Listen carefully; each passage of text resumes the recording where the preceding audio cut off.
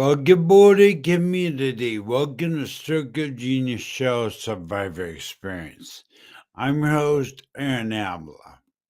Today's show is kind of a search street for me because Scott White is my guest this morning. And really, when it comes to that, guys, do not let the doctors define your abilities. Do not let doctors or anybody else define what you can and can't do. You're about to see a second chapter. This is the second episode of with Scott White. And before he's making progress, but now he was told he would never drive. Guess what? He's driving independently. So let's bring him on.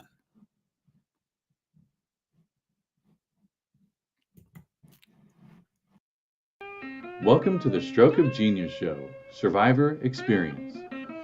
Now, here's your host, Aaron Avila. Well, good morning, Scott. Good morning, Aaron. How are you, my friend? I'm blessed and fantastic every day. Great. Well, let's jump right into it. Yes, sir. I really want to highlight you were told you would never ever drive. Now, after how many years ago did you have a stroke and told you never drive? Just under 6 years now. Under 6 years. And are you driving now? Yes, I am. Yes, you are. In fact, you went to the gym already this morning, drove to the gym, worked out, and came back. And now you're here. Yes, sir. Pretty awesome, bro.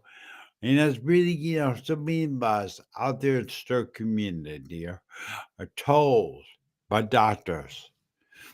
I was told I would never speak, I'd be a drooling, babbling mess. Where diapers never leaving a wizard, I wouldn't be doing what I'm doing. But guess what? I'm here too. I have driving in my sights, but I'm one step at a time. So tell me, Scott, what process, what steps did you go to get yourself to where you're driving independently now? Well, I have a good friend of mine who lives down the street from me. He's a retired truck driver, and we would go out together. And sometimes he'd be driving and asking me what I was seeing on the road to make sure I was seeing everything correctly. And then he would drive with me driving the car, and he would point out what I was doing right or wrong, or what I should work on with him, until I got to the point where he thought I was safe to go on my own. Oh, so wait, so I misunderstood that. So he drove you around. We talked about this, but he evaluated how you was the ambassador to your seat, like you told me, and tell him what you saw. That was at first, but then I was driving myself. With him in the car. He was riding in the passenger seat and just looking at what I was doing and what I needed to work on to correct myself. Like when I first started driving with him for the lessons, I was hugging the center line too much. I was too worried about being on the side of the road or going off into ditches. And so I worked on that, just mentally thinking about it all the time. Yeah, I see it. And I corrected it. Now, big guy was an ex or former truck driver, retired truck driver. A retired truck driver, yes, with 3.5 million miles with no accidents.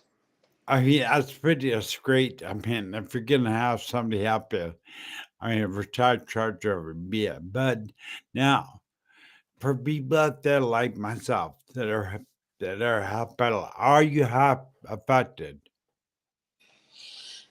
I have no use of my left arm, so I have a steering knob on the car, on the steering wheel, the suicide knobs, I call them, the steering assist knobs.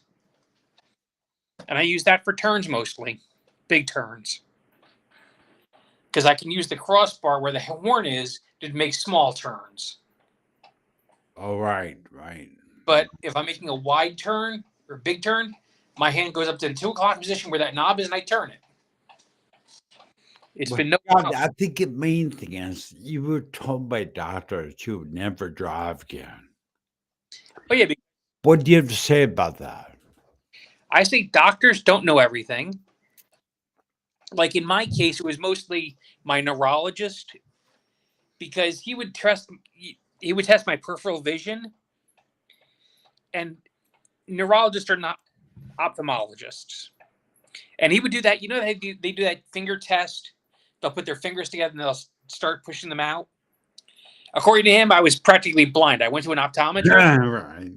and I did the full test with them, and I was ready for them to tell me I was not safe and I couldn't do it.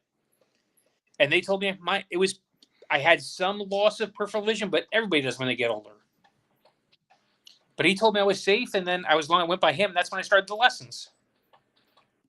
I didn't listen to the doctor. So let me back up some. I want everybody to hear this. You went to your neurologist, which is not a driving instructor or per DMV, and your neurologist ran your peripheral vision test. But I have lost a peripheral vision loss on my left eye. Well, when you remember in the hospital, they would do the finger test. They would put their fingers in front of your face together with your right and left hand, and then go and start doing this. Right. And that's how he determined I shouldn't do it. Right. And I ignored him, and I listened to the people I went to the ophthalmologist, where they rested my head on the machine, where they ran through like all the tests when they did the eye dilation. And even he told me I had some loss to my left side, but not enough to impair me from driving. Wow. Wow. Okay. Wow. I'm getting back up. Is there someone want to cover? You were told you were not going to drop by the neurologist. Oh yeah. But people, what I want you to see, Scott did not give up. He kept trying. He said, I'm not going to listen. I'm going to an ophthalmologist. And it paid off. And also I did the testing. The last time I was on the show with you, I showed you the form that I had from the occupational therapist where I did the testing with them. That showed I had the reaction times, still had them, that I could do it safely. And I had been driving a long time ago. If the driving schools in this area had teachers who were capable of teaching the disabled. But they told you, so you took disabled driver's instructions or to use the truck driver? The truck driver, because the school that the occupational therapist recommended I use, did not have anybody. Their person went out on medical and never came back, and they never replaced them to teach the disabled how to drive. And the closest place that had somebody who could do it was over an hour away. I was not paying an Uber cost that far. Yeah, that wouldn't work really. Oh yeah. Let's take a pause. Let's give a shout out to a couple of people out there in the audience if we can. So we got Cheryl Patterson, Niagara Falls. She's saying hello. I'm tired of her. I'm joking, of course. She's a good sister, man. I love her dearly. Here's Jamie Parrish in the United Kingdom. He's out there watching, yeah. Good afternoon to everybody watching. And yeah, Scott, I think the main takeaway I really want that I think probably the majority of survivors out there, including myself, have heard the doctor tell us, you can't do this, you can't do that. You're not going to be, Aaron, you're going to be a drooling, battling mess. You can never leave a wizard. You'll be wearing a diaper the rest of your life. Guess what? I host a show. I talk. And Scott, you were told by doctors, by neurologists, these people, high-end education people, and they're telling the stroke survivor they can't do something. And Scott and I are to tell you right now, community, don't listen to them. Go for your dream. Go for it. Go for what you want to accomplish in life. And guess what? You will. And Right? oh yeah, I'm going to tell you, Aaron. I see my neurologist again in September. I'm not telling him I'm driving. You're not. Nope, because he has the power to take away my license. I'm not telling him anything. Okay. I didn't think of that. You laugh. I'm serious. I'm not going to tell him anything like that. I don't know if he could take it away, but okay, whatever. I don't think he has a authority to take it away. In Georgia, he does. Um, so explain to our community out there. The feeling of independence. I just can't try to articulate what that feels like to be independent again after so many years. It's a joy because I don't have to depend on anybody. I don't have to call Uber or Lyft up to take me someplace. And there are times I will use them because the areas that are more congested, it's not gonna be worth it for me. I'll just take Uber and back. But that's once or twice a year versus taking it every week. As Aaron said, I went to the gym this morning in town. It's only a few miles away, but it was fun. I get to drive there. I get to think about it. And I have rules for my driving, Aaron. It may sound stupid, but I have rules for it. I don't leave my house here until 8:40, at least 8:30 or 8:45. All the commuter traffic will be gone at that point. So there's less cars on the road for me to have to worry about. And I haven't driven in the rain yet because I don't want to deal with that. So I plan everything out. I haven't been on the main roads yet. I take the back roads everywhere so far. Yeah, I think I'd rather see you doing that. Here goes back to steps. Oh, yeah, it's weird, Aaron. I mean, before the stroke, I could be on the motorcycle, and I never looked at my speedometer. I knew how fast I was going. I could tell by the feel of the bike. But now driving again, it's hard to know the feel because I haven't done it in so long. So it's like, okay, wait a second, I gotta slow down. I'm doing 50 in a 45. I'm serious. I mean, I get used to it again. And at this point now, I've driven a few 100 miles. And the joy is just being able to go to the store whenever I want to any place I want to go to. Hell, I had fun pumping my own gas a couple weeks ago for the first time in 6 years. And not having somebody do it for me. Well, Scott, this kind of feel incredible. That's the feeling of independence. I mean, I just can't. So my goal to have a steps. I plan on driving again someday. But what my first goal is going to be they have that what they call here paratransit. And allows me, they will pull up in a front yard with the bus, quit their wheelchair, I'll drive into a ramp, load me in the bus, log me in, off we go, and I can go anywhere I want in the Sonoma County. So that's my first step towards driving. My goal. Yeah, I wish my area had that, but we don't here in my particular county. But there are still one because there might be some people out there thinking, I'll never be able to drive. Look at me, I'm a mess. Aaron, you were a mess since I met you a year ago. Thank you, yeah. But I want to encourage a community. Don't listen anybody saying you can't accomplish something because you can.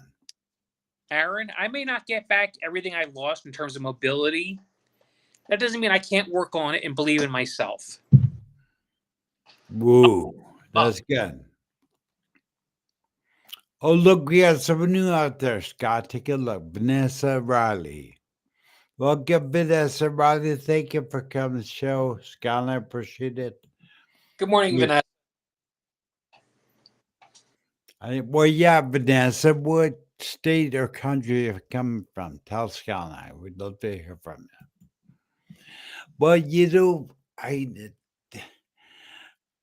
I think we allow, there's a saying, think outside the box.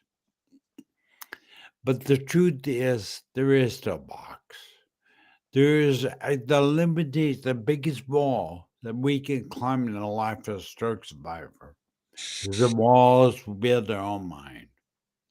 Aaron, as you say, the biggest obstacle to stroke survivors out there is this: Yeah. the barriers that we all put in front of ourselves. Because you tend to think about what you lost and not think about what you can do to improve your situation. That actually is really based on focus on what you can do, not what you can't do. Oh yeah, it's like I can go to the store and I'm proud of myself. I can walk around the store. The staff at my store nearby, my grocery store, has stopped. They stopped a long time ago trying to give me an electric cart because I can walk the store and pick out what I want, and now I can load the car myself and bring it home and unload it. The first time I did that myself, I came in my bedroom and I sat down on my bed. I cried for 20 minutes. Yeah, I guess that. Yeah, I did. Tears of joy, right? Tears of Yep. joy. Yeah. Because before the stroke, it's like you took it, you didn't think about it. You just took it for granted. But I had friends and family who never gave up on me for this dream, who wouldn't let me give up on it. My faith in God got me through any dark times. I can't remember them at this point, but as we said, it's been almost 2 more months. It'll be 6 years since my stroke. Wow. That, yeah. So I'm going to be about 13, maybe 14 years before I begin to drive again. So I want to drive this. I'm in a wheelchair for 13 years. I'm done with being a wheelchair. I still always been one. Guess what? I'm not going to let them. I'm going to push myself harder to get out. Hell, Aaron, something else I've discovered. I mean, I'm using that machine like the one you're using, the seated elliptical. And I've discovered, I mean, I suffered left side neglect. I suffered the muscle spasticity on the left side and lost most of the use of my left side. But since doing that machine, I've been able to, I'll crack the door open with my right hand and to push it open a little bit. I can reposition my left foot and actually use my left leg to push the door open. In your car. Yep. And that's something I could last year or last week. Because I believe using that seated elliptical, I can retrain the neurons on my brain to recognize my left leg over time. It could take 6 months. It could take a year. What do I care? Well, Scott, you were vulnerable to put yourself out there, and thank you.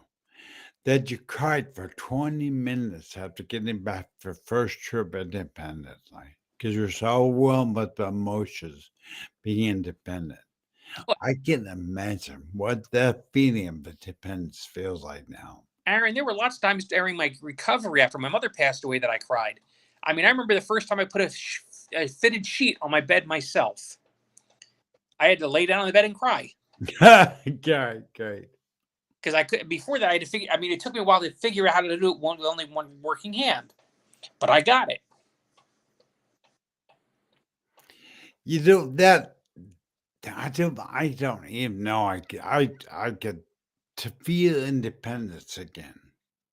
I can see why, and that changed why it would be grateful. There's a gratefulness before our stroke. We took our lives for granted. We took what we did. You rode a bike. I drove. I do. That's pretty much the only thing I can do. But we took it all for granted, and now when we lose it, now we get it back. Like you driving, I get to see that or be emotionally overwhelming. It's emotional. I mean, because for a long time, Aaron, I didn't believe I would. But when it actually came to me that I would be able to do it when I started working when I was in my occupational therapy, we were doing the vision testing for reaction times, and I saw how my reactions were, and they said, you should be able to. We'll get you training. I may not be able to drive the 12 or 13 hours like I used to, but I can drive an hour if I need to. So here, live here, Sherry Patterson. She. This is the comment. She just her dream is to be independent again. What would you say to Sherry Patterson has a dream of being independent again? Don't give up on the dream. Work on the things that you need to work on. Like I'm not sure what Sherry's limitations are for her situation right now. I mean, mine was the peripheral vision I worked on, and then learning how to drive one arm with only one hand. I think it's important that the community out there realize steps. Take steps. So many times a stroke pain wants to jump the picture or your journey, stroke journey like stairs. At the very top of the stairs there's your goal. Say Scott's case driving. But down the very bottom of the stairs, and there's 50 steps in between.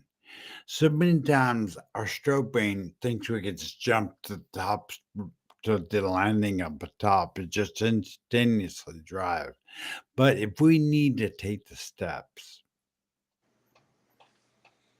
Yep. we need to take those beat those little steps to get us to the top of stairs. But I mean, in my case, it was the getting the steering assist knob that's on my steering wheel.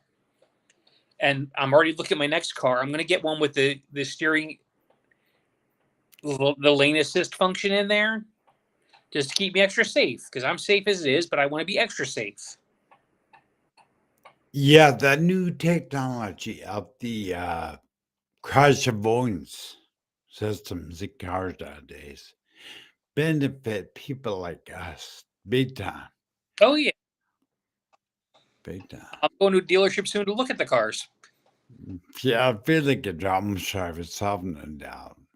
Oh yeah, I mean, my car's still good. It's only mine's a Honda CRV, so it's still a great car.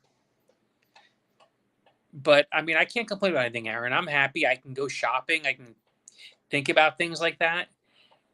And it's not a question of going out every day to some place. It's just a question that I can if I want to.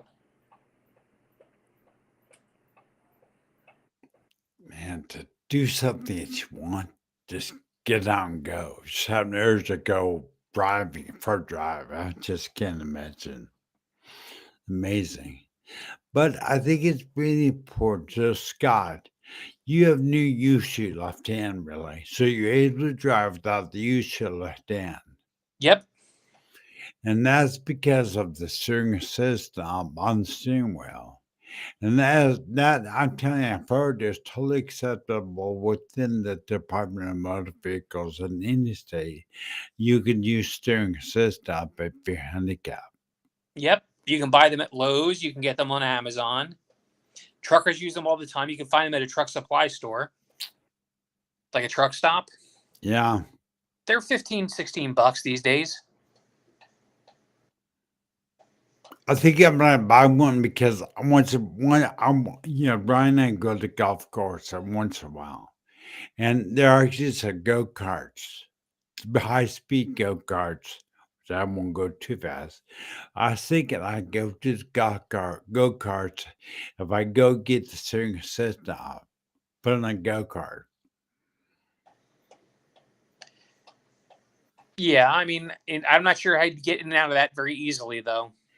I would not want to risk it for me with my limitations. Yeah, I would say my son's kind of huge, so he could pick me and put me in. I'm not worried about it. We'll get in. But Scott, what is he? Yeah, I'm gonna go back to this because a lot of us out there feel like we're not able to move forward. And a stroke, we have a stroke, which now said that we can move forward.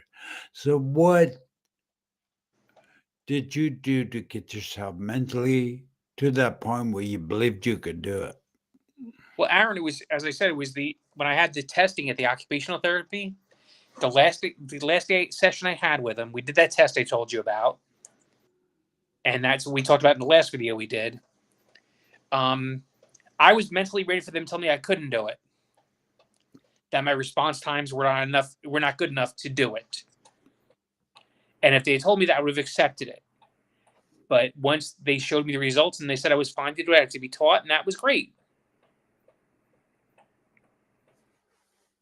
So what do you want? I mean, in bus pages, you talked about crying for 20 minutes. But it's got to be emotional, bro. Oh, I'm here, I've been in the house for 13 years. To be able to think I could go out and drive again and be independent, it's just got to be just emotionally overwhelming. oh yeah, I'm not up to driving up to the mountains yet or to any of the places I used to go hiking, but I'll get there. But that may take me 6 months. I'm just going to build up my skill set again. Steps. Yep, because I'm going to be safe about it. I'm not going to risk anybody else's life because I want to go see a mountain.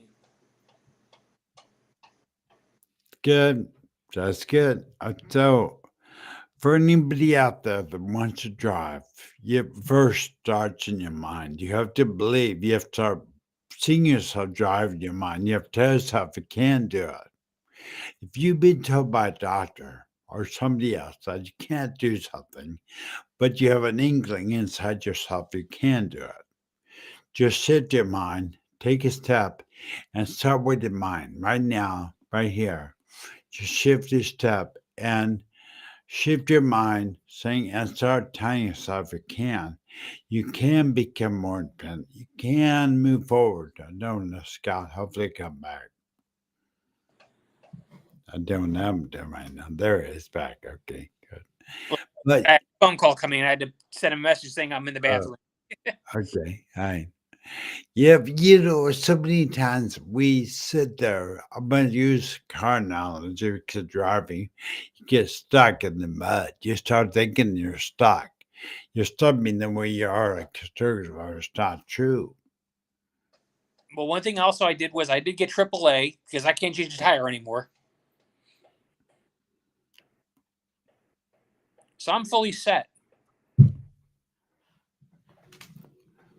But Aaron, I have to go at this point. As Yeah, I know. the person was calling me, was telling me he's outside my house waiting for me to come outside. All right. I'll let you go, but thank you so much for Scott. Oh, Thank you for giving yes, us help and inspiration. and Aaron can always contact me with questions anybody wants to ask, or just put them on underneath the video, and I'll see them. Oh, yeah, put in video. Scott is wanted to talk to anybody out there, so please feel free. Well, you guys have All right. a day. I'll let you go, Scott. Bye. Bye. Well, there it is, people. I mean, when you're told you can't do something, it stirs the vibrant. And by the way, right here, this is shaping. Right here, scratch myself during the night. So get that out of the way. I'm very aware. I look, I got in a fight, but I got in a fight myself. But you know, so many times we stroke survivors are told, we're like I was told I could die. In fact, you look at someone spending a funeral. I was rolling in the room during my brain aneurysm, and the doctors told my family I should go say goodbye because I'm about to die. But in reality, I'm still here. I'm here, and I do not believe that the doctors know all outcomes for rebuilding your life. Your attitude and your mindset is what dictates your future. So, in your start today, I challenge you. Start telling so in your mind. Start visualizing yourself doing whatever your dream is, whatever your goal would be driving, walking, cooking, whatever. Start visualizing in your mind what it is, and you will be able to do it. Again, the mind is the first step to change. Just this morning, today, change. Just take the first step. It's in your mind. All right, stroke survivors, really enjoyed. I hope you enjoyed the show. Please smash that like button, share this video for anybody who needs it, and leave me a comment in the video. But would definitely appreciate it. But thank you again for tuning in to Stroke TV, a Stroke of Genius show. Bye, everybody. Have a great day.